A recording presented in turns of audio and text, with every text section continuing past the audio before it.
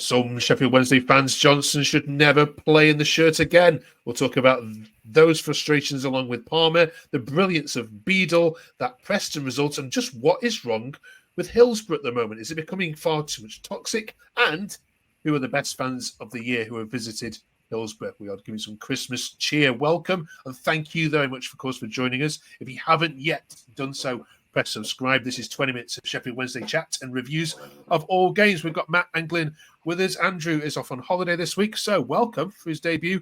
Tom, how are you, fella? I'm good. How are you? Yep, all good here. And unfortunately, we're probably having a bit of a negative rant this week about the Owls, so apologies. Yeah, that's typical apologies Wednesday, though. So let's kick it off with that Preston game. Glyn, let's start with you this week. Should Preston have won that? Yeah, absolutely. They should have been 3-0 up.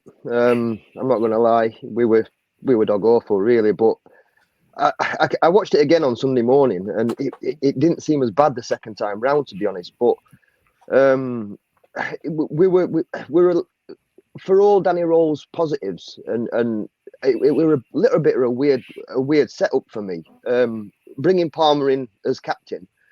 And not having Ingleson fill that gap in the middle from the beginning kind of didn't really make sense. But yeah, I think they took a leaf out of Derby's book from the week before, and the hitters on the press straight away from the word go. The difference between them and Derby, they just didn't stop pressing. You know, they carried on 90 minutes, and kept us on the back foot really. And every time, like the commentator said, to be fair, every time we got to the halfway line, we were just pegged back, and we couldn't really press forward. So, yeah, it weren't a great game to watch. But again, we stole a point from it. What I know we're going to touch on it a little bit later. What annoyed me the most about the at half time, to be fair, they were booing the players. So some of the fans were booing the players off at half time. It's not.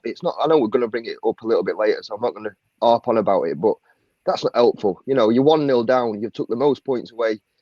Coming back from a winning position, and you're booing your players off at half time at 1-0 down. It just didn't make any sense. Yeah. Tom, we always review some tweets. Here's one I want to get your opinion on, if that's okay. David says, Johnson shouldn't kick another ball for this club. Disgraceful reaction to a misplaced pass and made no effort to get to the ball. The one and only thing Xisco did get right when he was here was recognising the massive attitude problem Johnson has, and Danny needs to get him out ASAP. Don't mince your words there, David. Tom, how do you react to that? Yeah, I mean, I think that's a bit of an overreaction, just saying it lightly. But he, in that first half, he seemed like he just didn't care. But I'm not sure if that's tiredness. But over the last season or two, he's been one of our better players. So to kind of write him off after that, I think is a bit of head loss maybe after the first half. What about this attitude problem? He's saying that Xisco spotted it and got rid of it. Has there been elements of it in previous seasons for you or not? I think it's just the way he plays, maybe his body language, but I don't think Xisco could spot much, to be honest. So I'm not sure we'll trust his judgment on that. Okay. But yeah, I think we'll see next game, but he's done well so far. Down that left side, he's probably one of the only ones who can put a decent ball in. So to kind of get rid of him, yeah, I'm not too sure about that. Okay. Matt, let's get your point on Palmer. Glyn has already touched on it. Darren says it was the wrong team selection, which I think you're all nodding your head along with. Danny did make changes at half-time, so credit to him for that. Palmer and Johnson are not good enough. Let's focus on that comment. Is Palmer good enough for this level of championship? Yeah, I suppose my question back to that would be good enough for what? Because if he's a squad player, which is what we've used him for predominantly this season, yeah, he's more than capable of that. I think being a modern-day Sheffield Wednesday legend, quote-unquote, in terms of he spent his entire career with at us, helps massively. But we're not asking him to play week in, week out. We're also asking him, I mean, I would assume, because it was a puzzle to try and figure out what formation we were playing at the weekend, We're asking him to play centre midfield, which is not where he's played the majority of his games for us. Yes, he started out there, but then he's been shifted to a right back. He's also played right centre half for us. He is a odds and jobs man who comes in now at this iteration of his career and this kind of iteration of Sheffield Wednesday and fills in the gaps where needed. Would I have, with the benefit of hindsight, started with Chalobah or Ingelsson maybe in the centre of the park? Yeah, possibly. But again, we've sat here for a number of weeks now and said, I don't question the team selection. This is probably the first one after maybe Ipswich last year or Sunderland earlier this year, where you could arguably say probably a little bit naive from the manager or Danny got it wrong. But ultimately, no, Liam Palmer is more than good enough and more than competent enough to be a squad player. To dig him, I mean, the Marvin Johnson one, Tom put it perfectly. To dig Marvin Johnson out and to dig Liam Palmer out for a performance where realistically you could have hooked all 10 aside from James Beadle at the weekend, I think is massive overreaction. That links nicely onto our next positive one then, which is, of course, about the main man himself. Beadle had his best game for Wednesday by far today. Felt like a good point in the end. This Preston should have been out of sight. Leighton says, Glyn, James Beadle, take a bow. All those that were saying he's no better than Dawson need to reevaluate. Now, that wasn't anybody on this podcast. I know, because all you guys have talked about is the quality of Beadle. But do I just challenge one thing? The save that he made from Potts, when Potts really should have buried that, I think is outstanding goalkeeping. He didn't touch the ball, but the way he came out like a giant cat was enough to put the player off. And then, of course, the Preston fans cannot believe that didn't went anywhere near the goal. Neither could we. That was quality goalkeeping, wasn't it?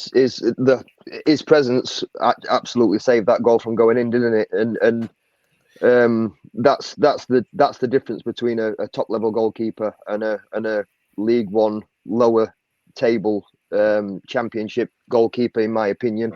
That's the reason why he's England's number one under 21 goalkeeper. Is for me is class, and he's just getting better and better and better. But yeah, and although I agree with the comment of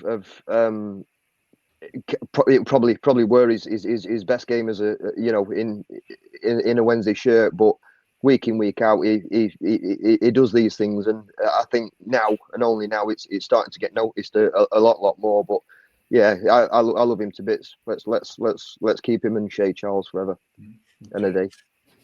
We'll talk about fan unrest in a minute, but there was no negative tweets for Josh Windass at all, Tom.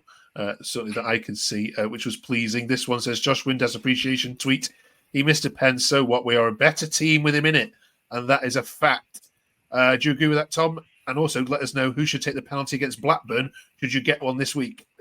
Oh, I mean, it's got to be Smith every time. I think that was maybe the reaction more so than him missing it, was just that when Smith's on the pitch, you assume he's the one who's going to be taking it. But you can see with our performances, when Windass is playing, we're just a much better side. So, yeah, I mean, people can miss penalties, but I think it's just I'd want to know what happened with him and Smith, whether he just was going to take it or if they had a word with each other. But, yeah, next game, Smith. And if Smith's not on the pitch, then, yeah, Windass can redeem himself. Yeah.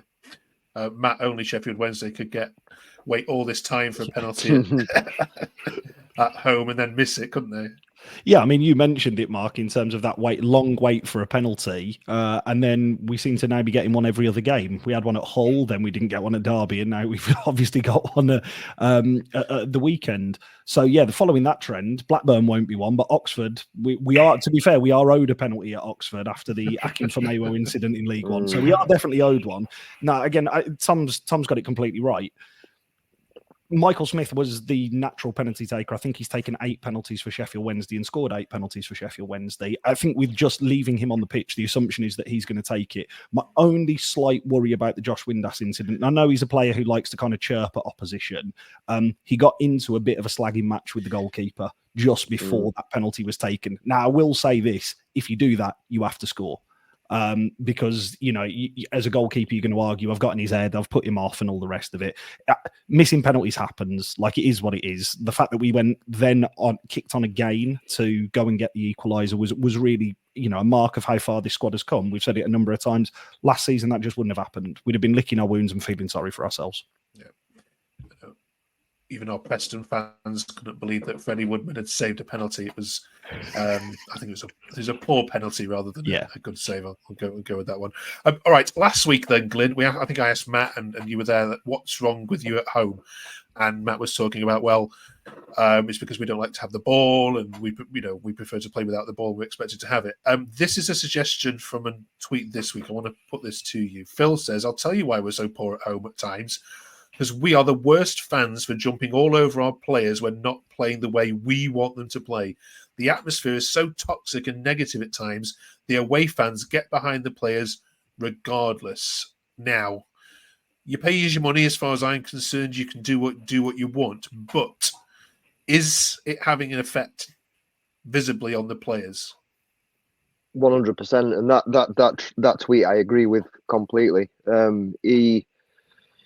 Is it the nail on the head? To be honest, it's like the Josh Windass one. I know there were some kind of abuse online. Again, I've not seen any of it, but apparently the people were throwing Windass on the bus. And again, I watched the game back on Sunday morning, and Johnson and Windass weren't actually as bad as kind of I thought they were on the game. They were the only two players that kind of wanted to move forward with the ball, really, but.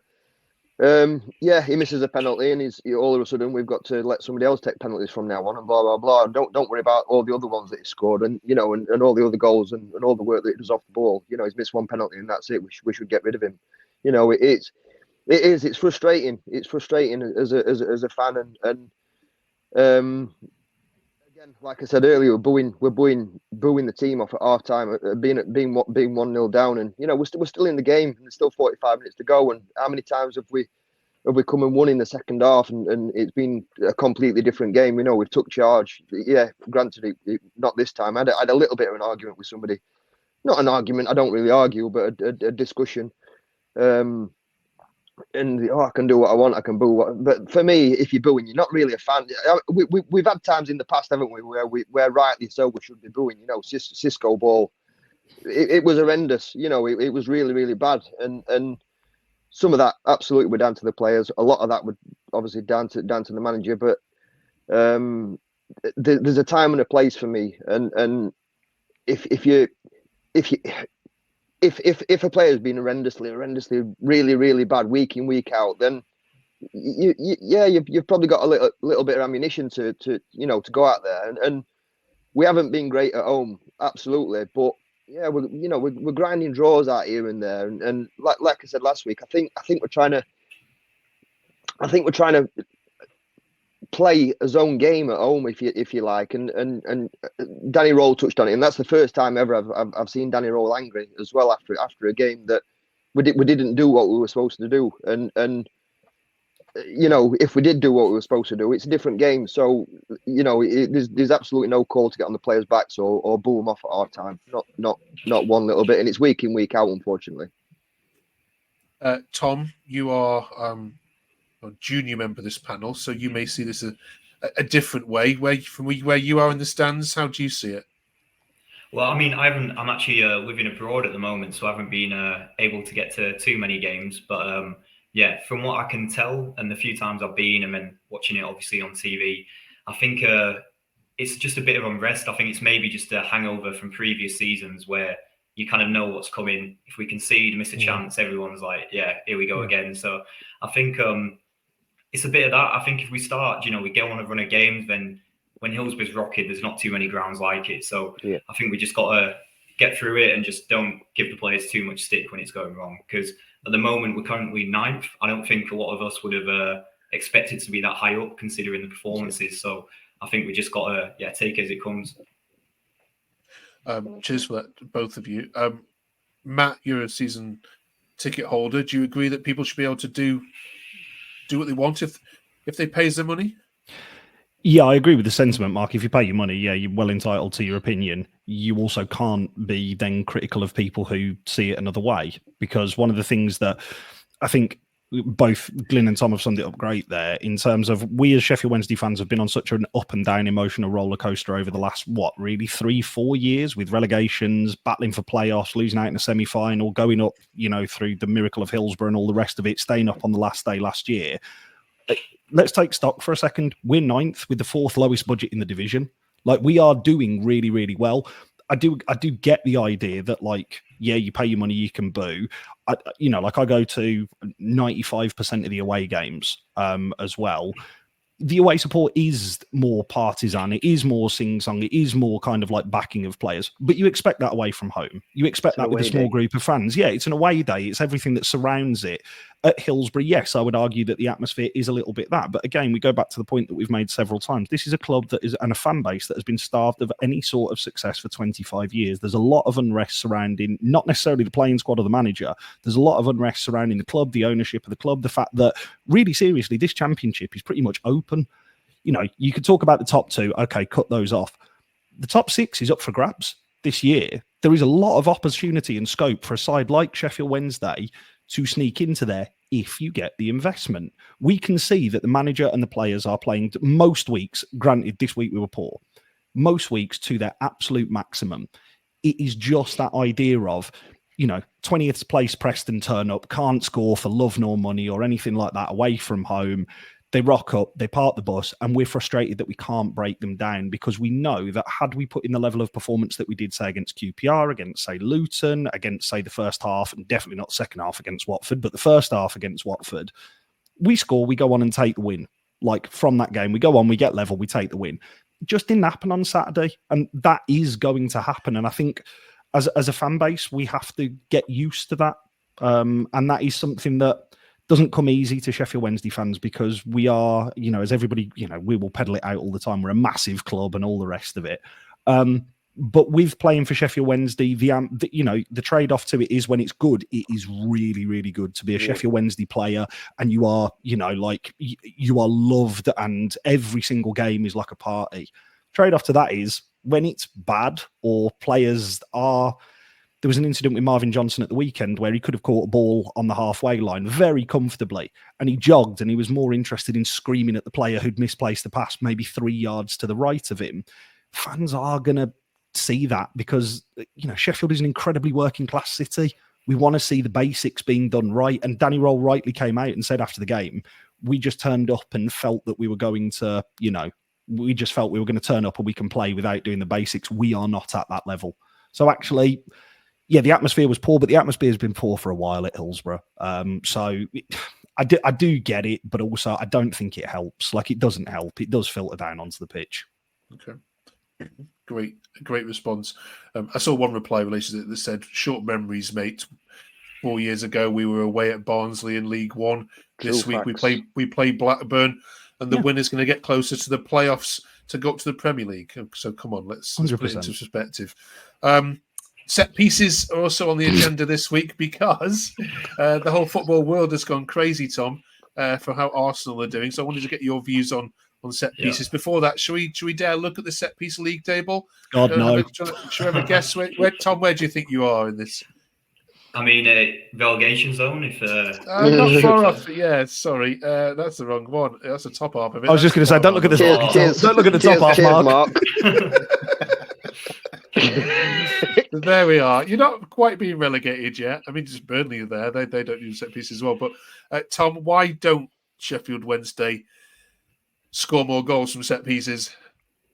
Well, I think it's improving with this set piece coach because I know that we didn't have one for a long time, and I think that has maybe not helped us. But also some of the deliveries, you see Bannon when he's on free kicks, for example, he normally puts in a great ball, and then corners with sometimes not beating the first man, but I've seen improvements from that. And then Iorfa got a goal against Norwich, which he hasn't got for a couple of years. I don't think he scored. So we're definitely improving, but sometimes just the delivery isn't always there. Absolutely. Matt, I mean, in fact, I'll go to Glyn here because Glyn's a little bit older. Is football gone a bit? Has football gone a bit crazy? I mean, you remember being coached, I'm sure, when you were a player, just whip the ball in the box, isn't it? Get your head on it and and that's it. Have we this football gone a bit mad with set piece coaches? I think it is the new Nike Air trainers from school. You know, one person has one, and then everybody else wants a pair, don't they? And I think somebody's spotted a weakness. Probably one of the foreign teams where you can pick up points from being fantastic at set pieces, and rightly so. The issue with that is you've got to be fantastic at set pieces, and Sheffield Wednesday definitely aren't.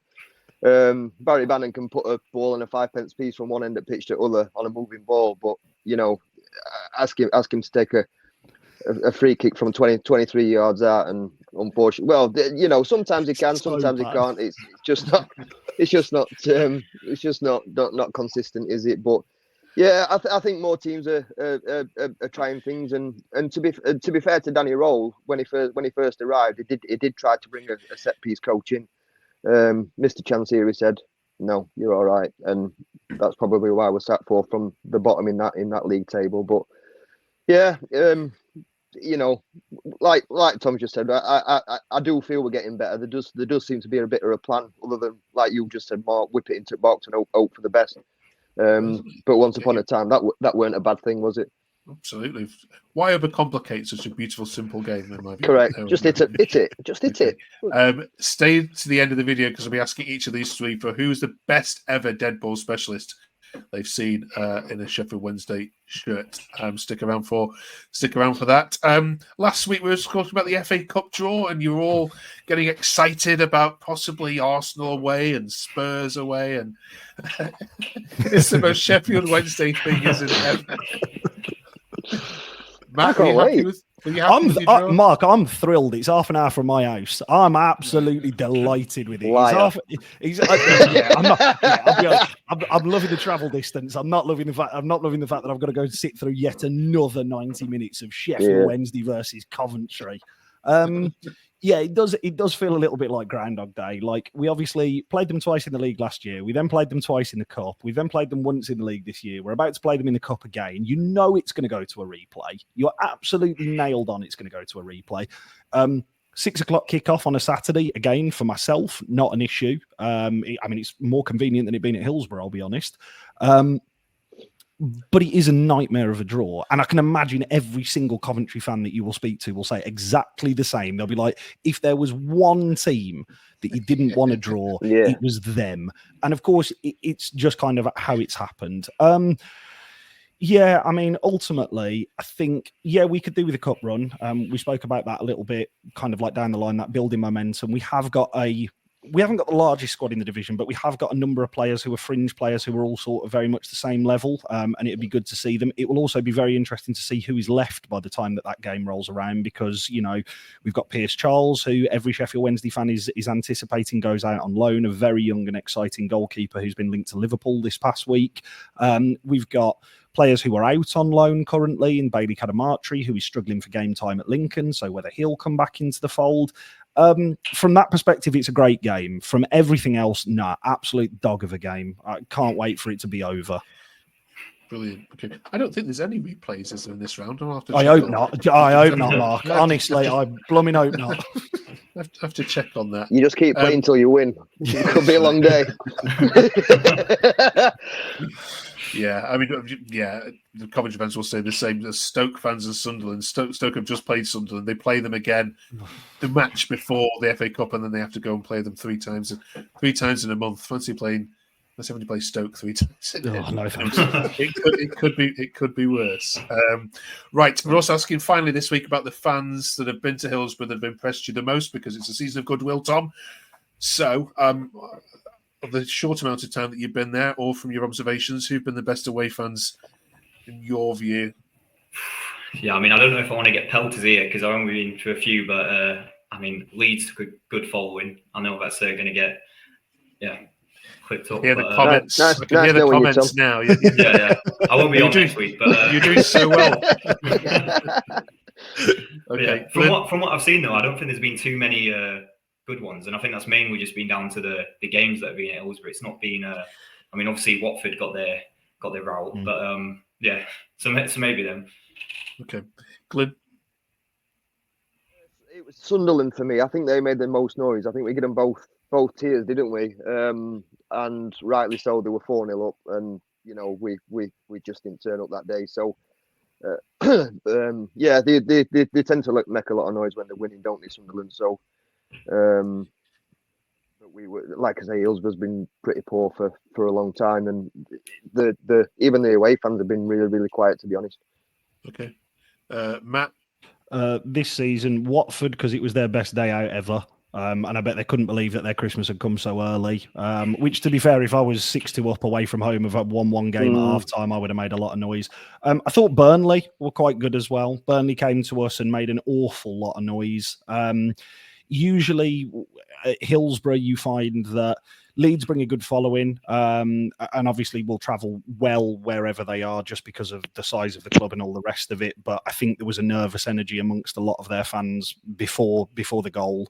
But yeah, so far we've had Watford and Burnley for me are the best two sets of fans. We have got a number of home games coming up, obviously over the back end of the season, where I think you'll see some of the quote unquote big hitters arrive. I'm thinking your Middlesbroughs often travel really well.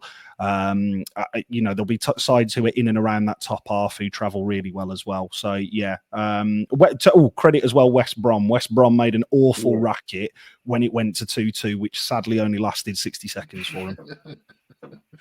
Right, fair enough. Let us know what you think in the comments below. Finally this week then, what's the best ever dead ball specialist you've seen in a Wednesday shirt? Glyn, you've had a few over the years. I'm going to say exactly what other two guys are thinking. Chris Brunt. It's got to be Chris Brunt.